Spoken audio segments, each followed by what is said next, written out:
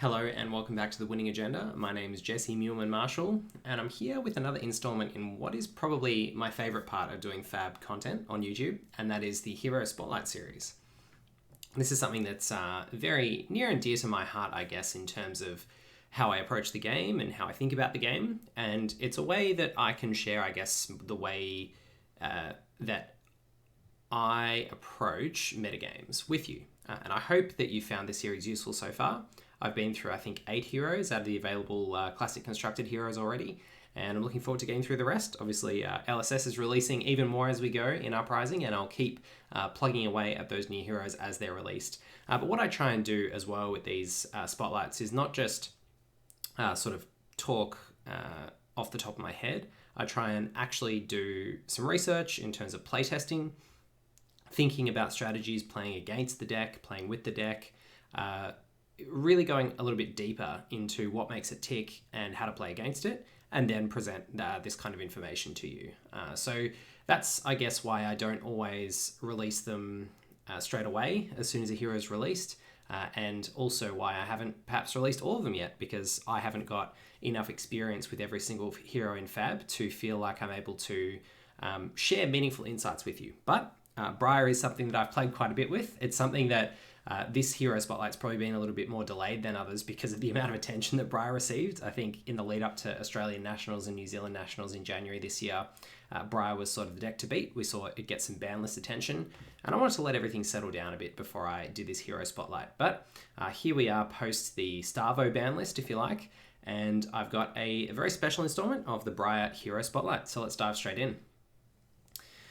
So the hero ability is the most important place to start with Briar. It's almost a little bit unassuming in some ways. I think when people look at Briar, they think about the Essence of Earth and Lightning aspects. They think about the Runeblade aspects as the things that unlock a really massive card pool at this stage in the game.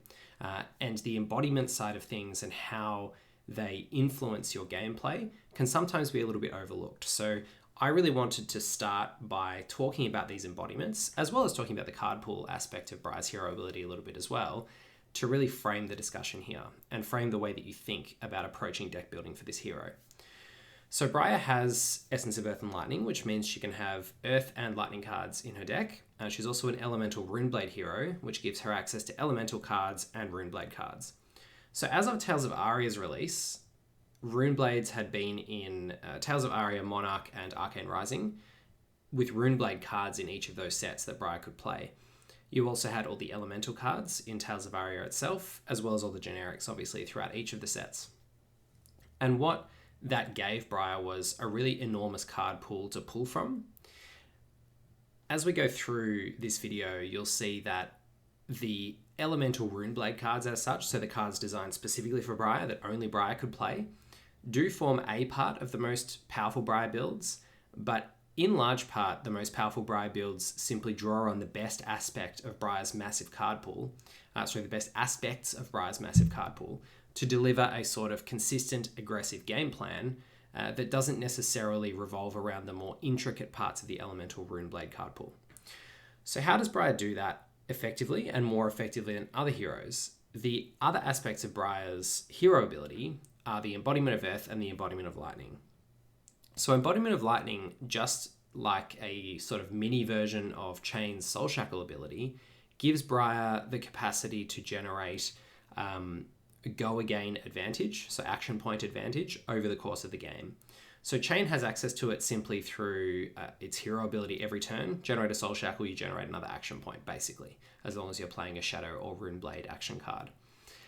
Briar has both a little bit more of a hurdle to jump over to get that extra action point, but also a bit more flexibility in terms of how it can be used, or I guess a different way that it can be used. So Chain can use it on non-attack actions and on actions as long as they're Shadow or Runeblade.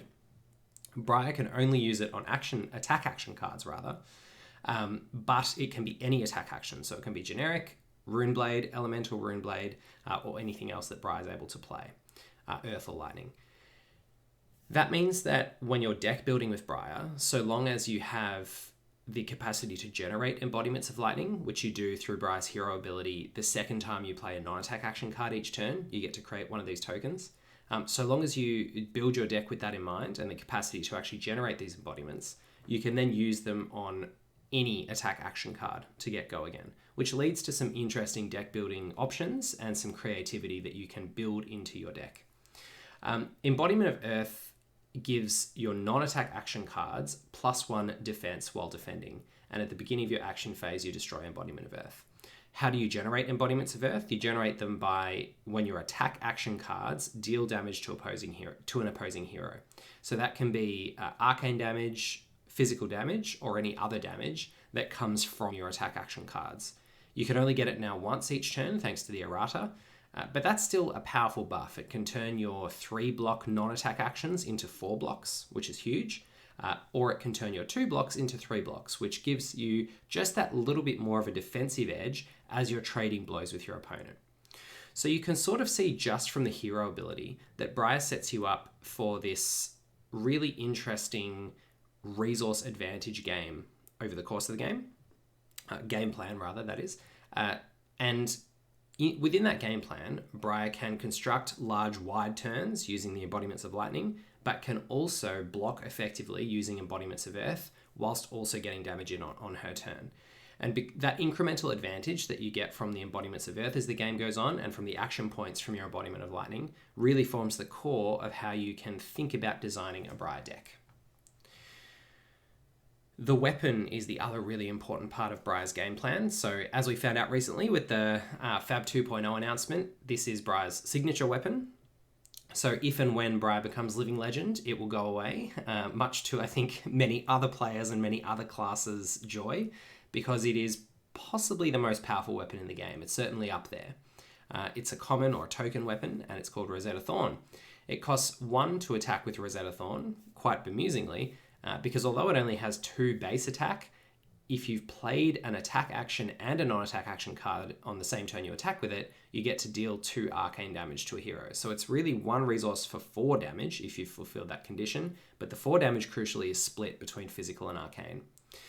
So Rosetta Thorn, I probably don't need to describe for most of you how powerful it is and what an interesting blend of really powerful attributes it has. But a couple of things to note are that the split of the 2 damage between physical and arcane makes it an amazing closer, because late in the game, it's very hard for your opponent to prevent the damage from Rosetta Thorn with 1 card.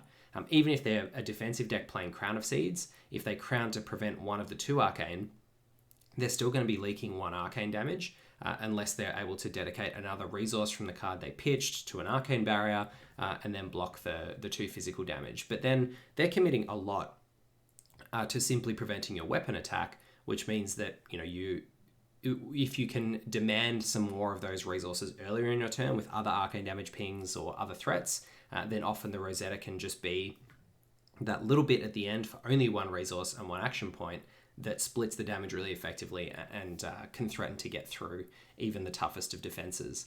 Against other heroes that aren't playing Crown of Seeds and aren't as well prepared, just the fact that it's going to demand 2 cards, 1 pitched to prevent the arcane damage with Null Rune, and have to have Null Rune 2 to be able to prevent both, and 1 to block with.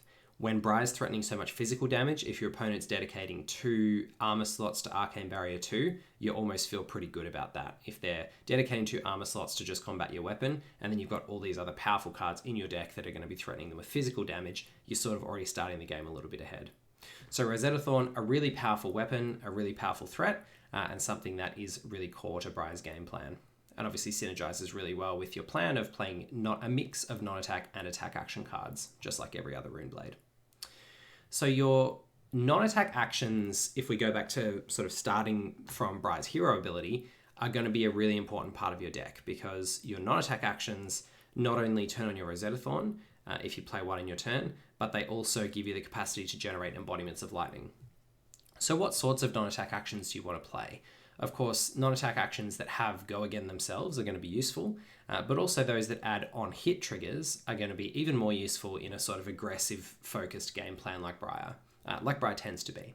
So Electrify is a good example. It's a 1 cost. It replaces itself if it's played from Arsenal in a card sense, meaning that if you have a hand, so say you Arsenal Electrify 1 turn, then you draw a hand of 4 non-attack actions. Electrify is a way you can dig yourself out of those bad hands. If you have no attacks in your hand, you can still draw a card off the Electrify and try and hit an attack. And those sorts of things can be really important, those what we might call cantrips in Magic, to just be able to draw another card on your turn by spending this card or replace itself in a card sense. It is a great way of fixing bad hands in FaB, because a bad hand, a brick hand where you've just got 4 non-attacks and you can't threaten them with an attack action, can completely lose you momentum. So having things like Electrify and So Tomorrow, which can be played from Arsenal to draw a card, can be very helpful for fixing that and preventing those turns from stymieing your progress throughout the game and your tempo. Force of Nature is a force of nature. It's a very, very powerful threat that Briar can put out. And now that Plunder Run has been banned, which was another really big hit to Briar, it's probably the most threatening on-hit trigger that you have in your deck. And as we know, on-hit triggers are the way that decks can force other decks to block.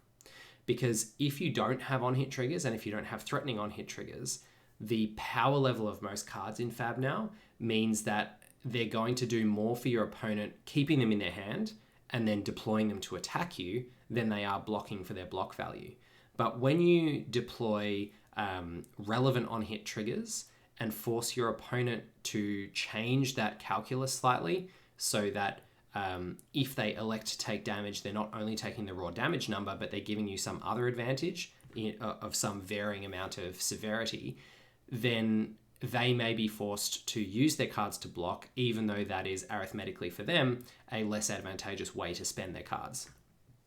In an environment that we're seeing now, where leading into the Pro Tour that's just about to happen, Stavo is forced to play more block 2s. These sorts of threats and the difference between that calculus of keeping a card in your hand and what it can do for you versus blocking with it becomes even more stark, because the more block 2s your opponent is playing, the more likely it is that blocking with those cards is going to be less valuable to them and less advantageous to them than playing them out on their turn.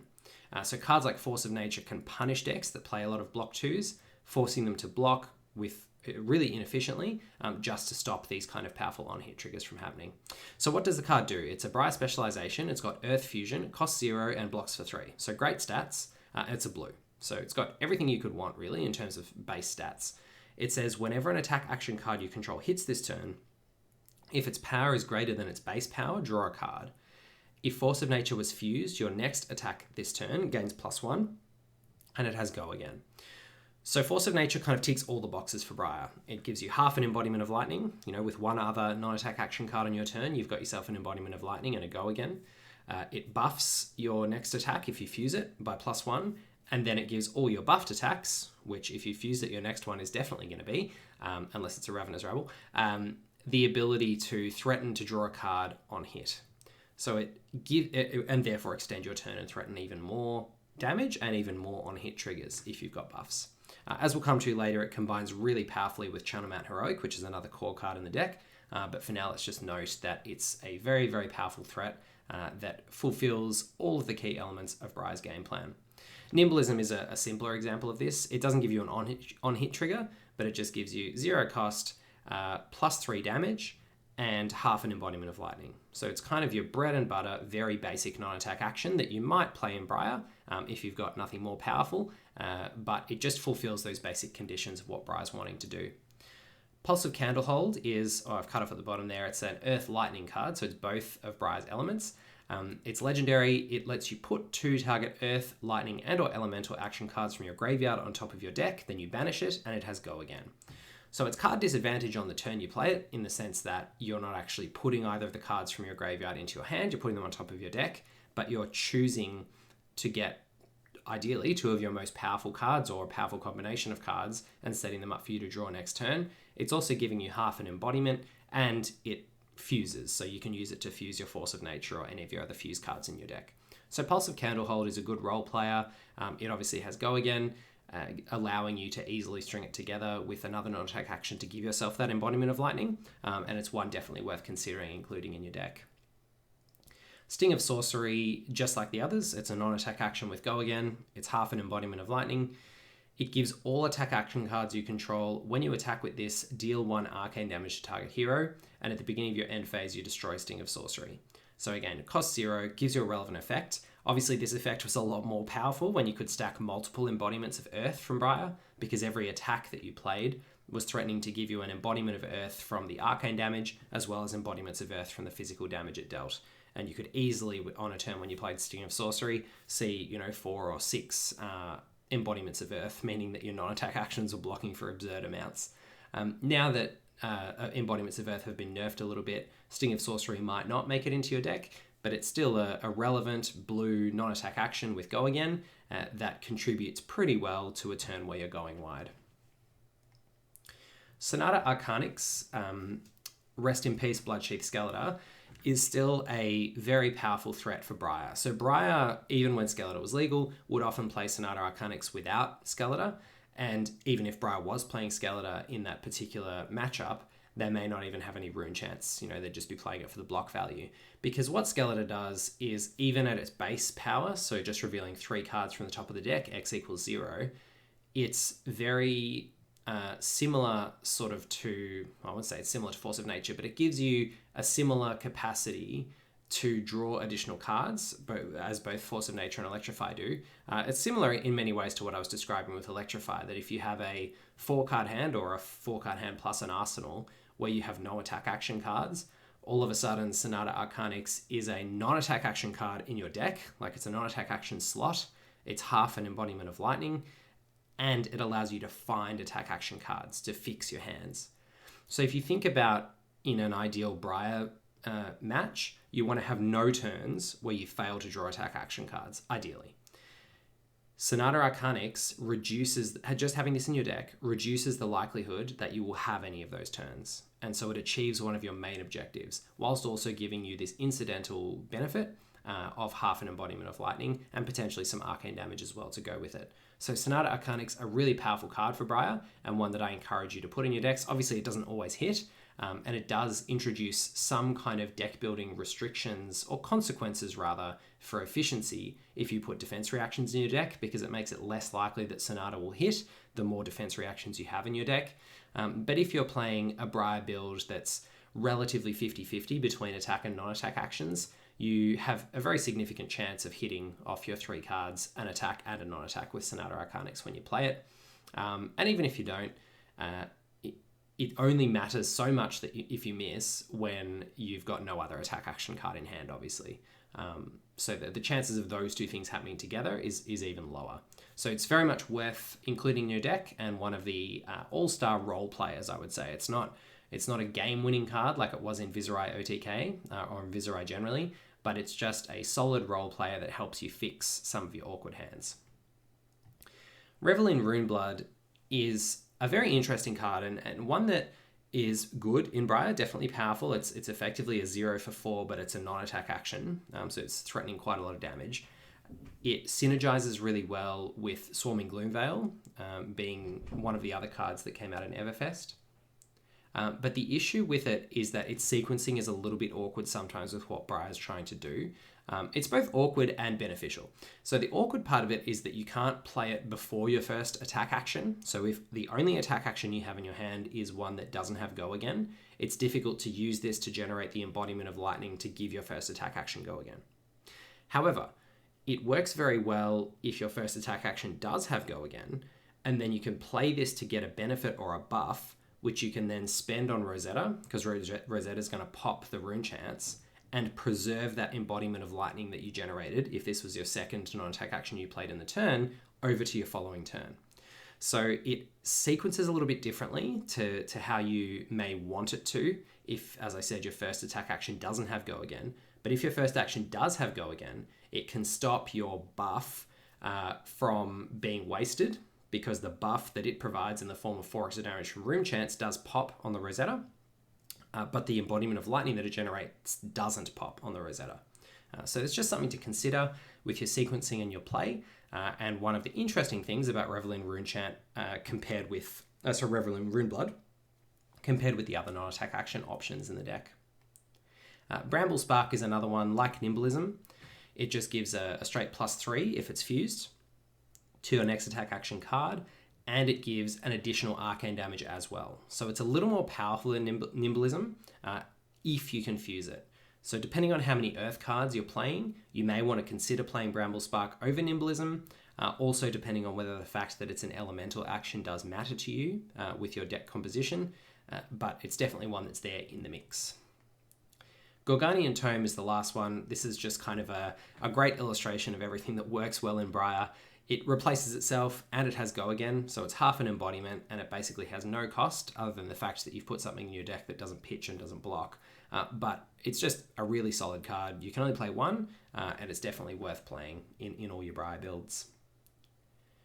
So the other element, once we've generated our embodiments of lightning and once we've got our non-attack actions section of our deck figured out, is what attack actions do we actually want to play? How best can we leverage the attack actions available to us in this massive card pool that Briar can use to threaten relevant on-hit triggers, but also relevant amounts of damage? And string together enough go-agains as well to make our turns wide enough to work.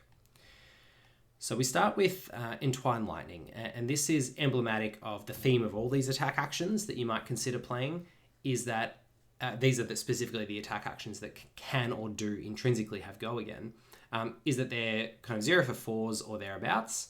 They're maxed out on the damage side of things, and they're prioritizing getting Go Again over kind of other incremental advantages or incidental advantages. So these are just about maxing out your damage and then trying to get some of your other benefits like card draw on hit and those sorts of threats from your other attacks like Snatch, which we'll come to in a minute, or from your non-attack actions like Force of Nature. So these attacks are just prioritizing damage and Go Again. So we've got Entwine Lightning, which fuses lightning to get Go Again. We've got Enlightened Strike, the classic Go Again attack, costs 0, really low to the ground in terms of resource curve, and gives you a bit of flexibility as well, depending on if you have an embodiment of lightning token, you can actually use this to draw a card. And then it pretty much is a 0 for 5 because the card draw replaces the one that you put on the bottom. So Enlightened Strike, just a really flexible, powerful card that you should absolutely play in your Briar builds. Ravenous Rabble, again, has intrinsic Go Again. We're playing a lot of red cards in the deck. There are some blues, like Force of Nature and the Earth blues that we'll come to in a minute.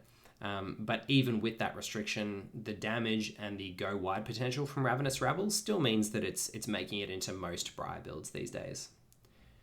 Lightning Surge fuses your Entwine Lightning, fuses any of your other Lightning Fusion cards, also is a 0 for 4, and if you do play it from Arsenal, which is not too hard to set up in Briar, then it itself gains Go Again as well. So this is a great way to set up for a more powerful turn next turn, simply by arsenaling this card at the end of your turn.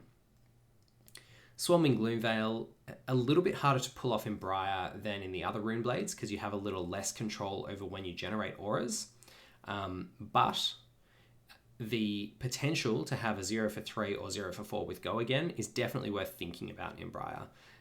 If you do play Vexing Quillhand as an arm piece, being able to just deploy that on the turn when you have 1 or 2 Swarming Gloomveils in your hand can be good. Plus you've got obviously your embodiments that are going to trigger Swarming Gloomveil. It is a bit awkward sometimes sequencing if Swarming Gloomveil is your only attack action and you've kind of got 2 non-attacks. You're sort of wasting your embodiment of lightning by playing it, but that's true of any of the Go Again attacks. It's just that it's a little bit harder, I guess, than in Viserai to get the full value out of Swarming Gloomveil because the ability that it gets from you creating auras kind of overlaps with the ability that your hero ability is giving you, whereas with Viserai, you're actually creating rune chants, which are sort of adding damage to this, which doesn't really overlap with what the card itself is intrinsically trying to do. So Swarming Gloomveil, still powerful, still worth considering, but really make sure that you're thinking about how you're going to be turning it on in a way that doesn't have anti-synergy or overlap with the cards that you're using, with the other cards you're using. Scar for a Scar is another classic, 0 for 4 Go Again from Welcome to Wraith. It's Go Again if you have less life than the opposing hero, and since we're sort of planning to play a bit of a blow for blow game, or Scar for a Scar game if you like, it suits Briar's game plan really well. So definitely one worth including in most of your Briar builds. You're not going to put it in every matchup. If you're playing against Oldhim, you're probably going to take out your Scar for a Scars because they might clog up your hands on key turns, and perhaps you might prefer something like a Swarming Gloomveil that is a bit more proactive. But Scar for a Scar is always going to be thereabouts in any aggro or mid-range mirror or matchup. So other key attacks you might play, these are the attacks that don't have Go Again intrinsically. so they will benefit from the embodiments of lightning you're creating, as well as being really good turn finishers to set you up for your following turn. So those are the sort of two criteria that we want these attacks to have or to fulfill. We want them to either work really well and really powerfully as an opening attack with our embodiments of lightning, or we want them to work very powerfully as a closing attack to fuel and give us some advantage to go into our next turn. Ideally both. So the first one is very emblematic of the deck, and that is Snatch. And it does fulfill both of those roles, because if you attack first with Snatch with Go Again from an embodiment of lightning, it really incentivizes your opponent to block, because you're threatening to get another attack or another resource or another non-attack to make your turn go wider and be more powerful if they don't block it.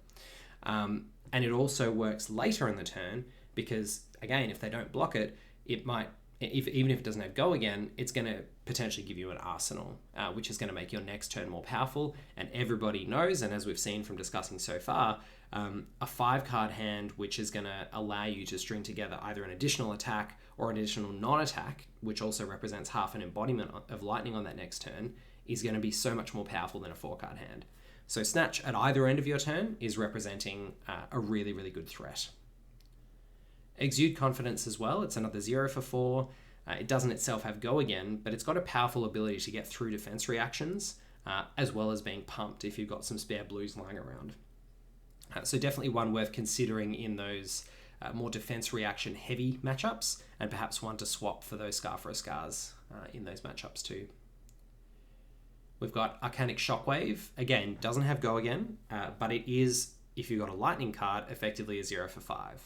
So it's giving you a little bit more of a punch for really low resource commitment, and it synergizes very well with the idea of keeping Lightning Surge in hand as well. So you can obviously see the synergy of this is your last attack on the turn. Ideally, you've played, say, a Ravenous Rabble, then you go Arcanic Shockwave, fuse it with your Lightning Surge.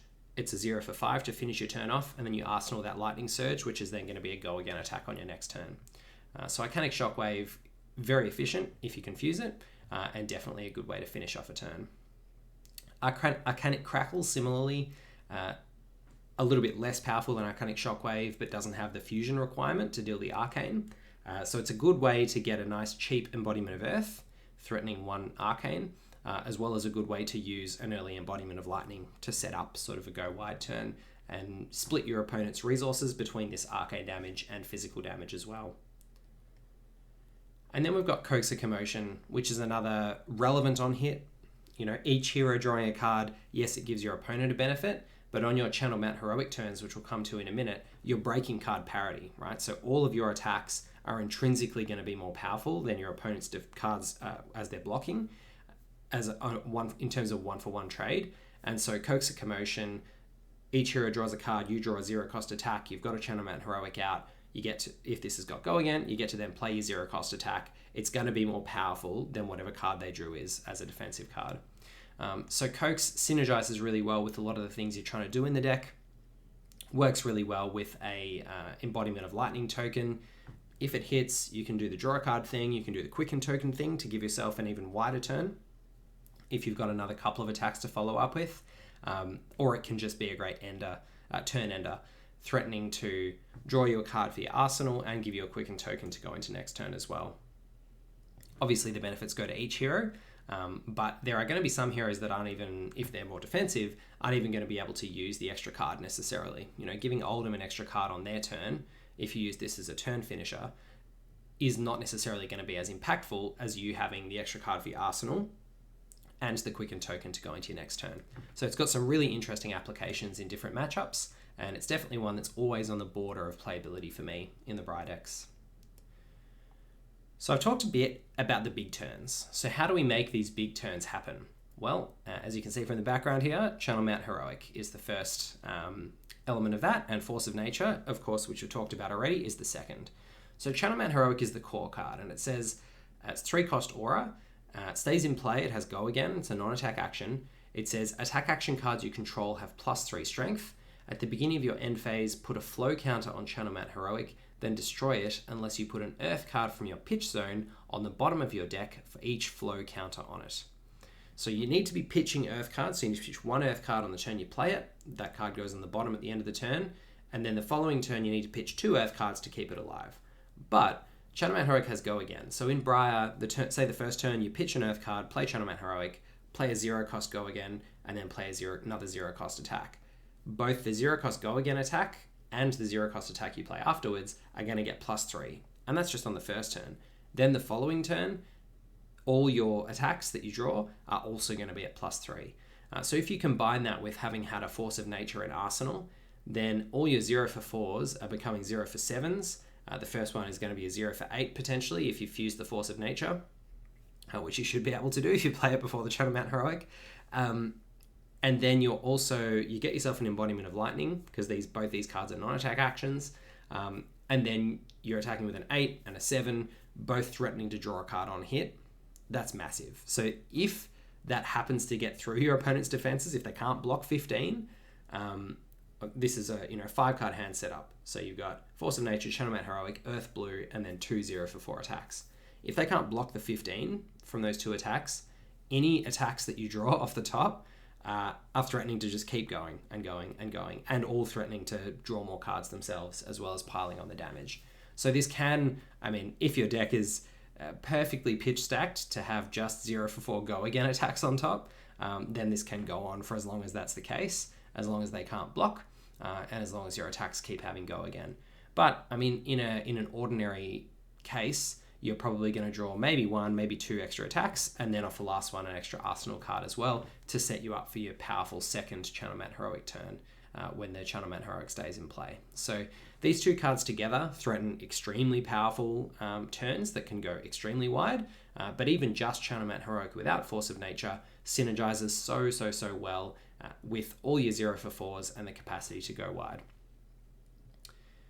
So Earth Blues are obviously necessary to keep our Channelman Heroic alive. So which ones do we play, keeping in mind that Ravenous Rabble gets a little bit worse the more blue cards we play, but Channelman Heroic is just so important to the game plan that we're happy to play a few of these.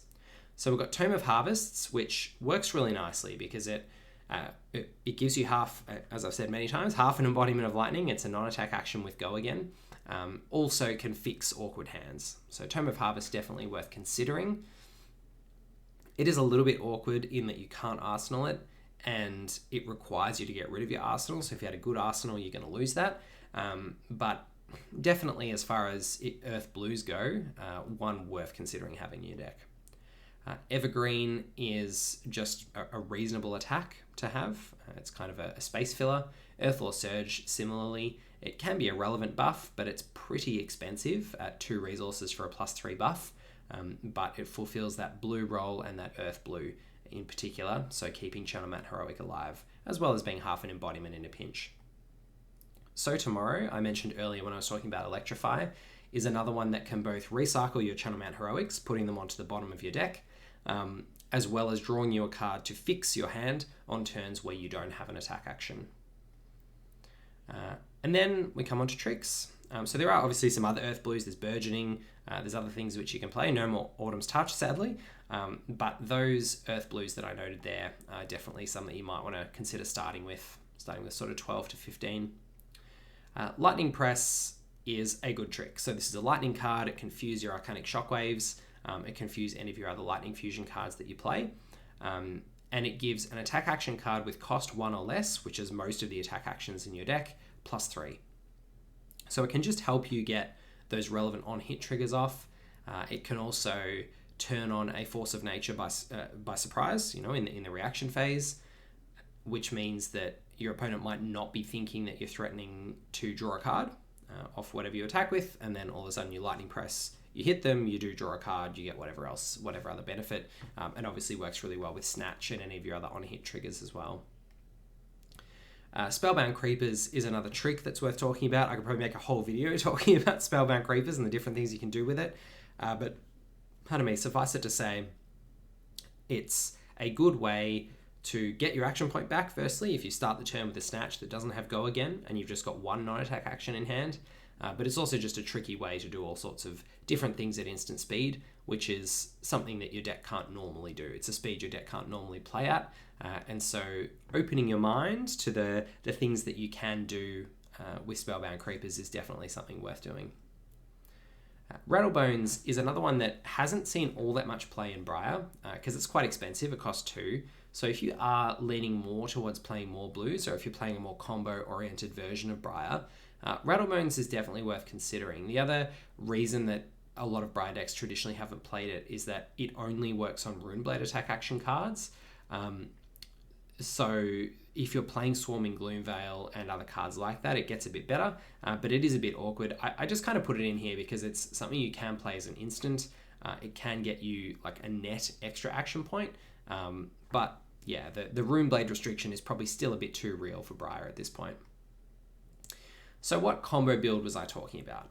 And there are a couple more Runeblade attack action cards in here, so this is probably kind of the build you're going to play Rattlebones if you do at all.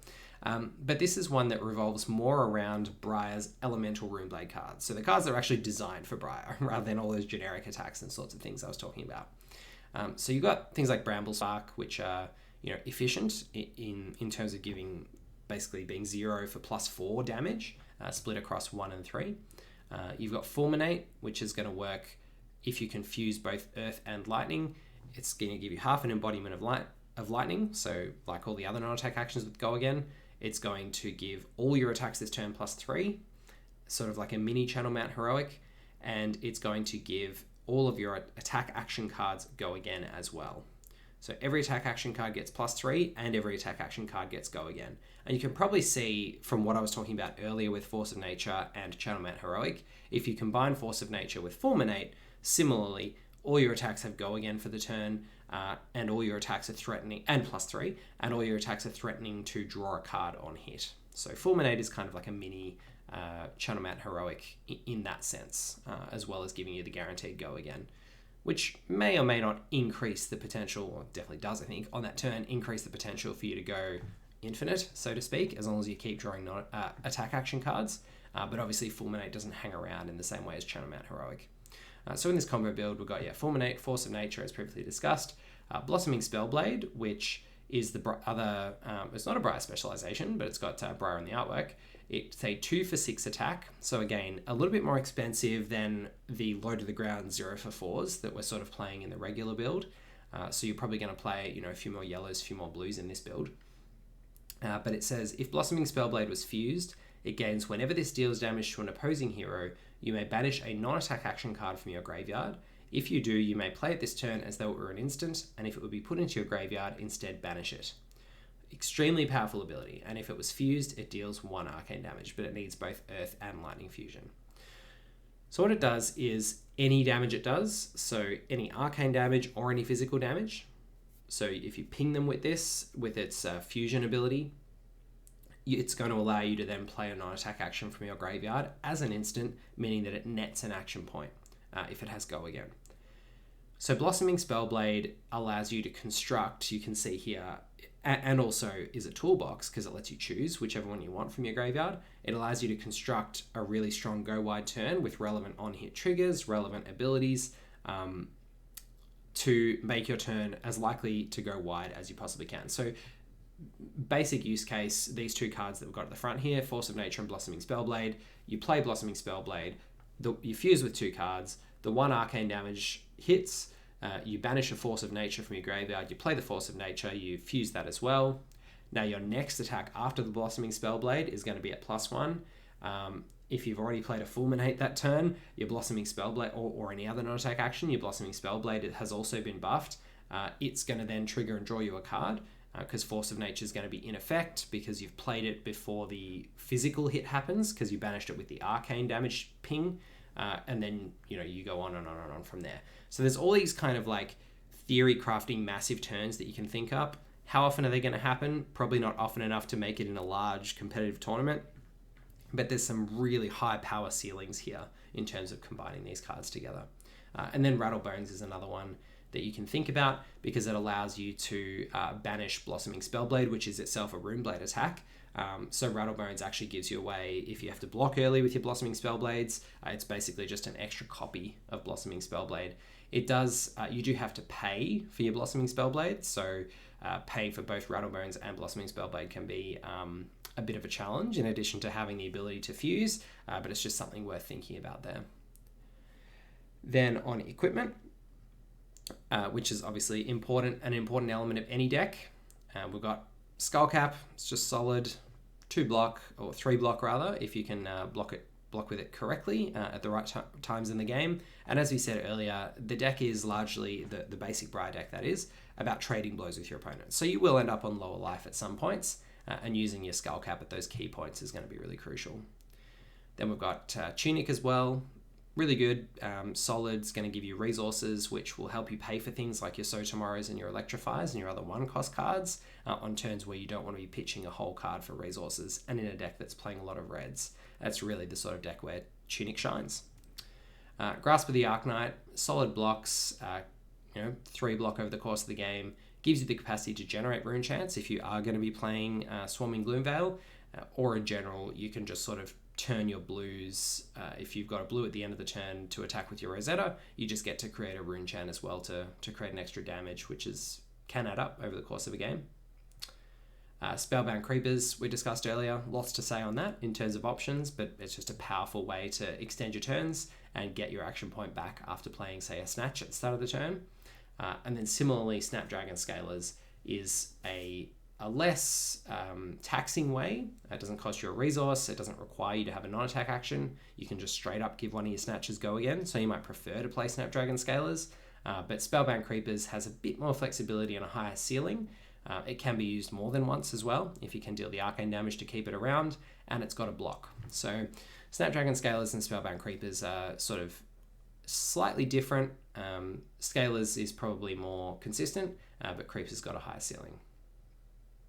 In terms of budget equipment, you can play Plume of Evergrowth if you want to go rescuing your Channel Mount Heroics from the bin. You've got either Ironweave, which is just a really solid chest piece for Runeblades. It works very well with what Briar's trying to do.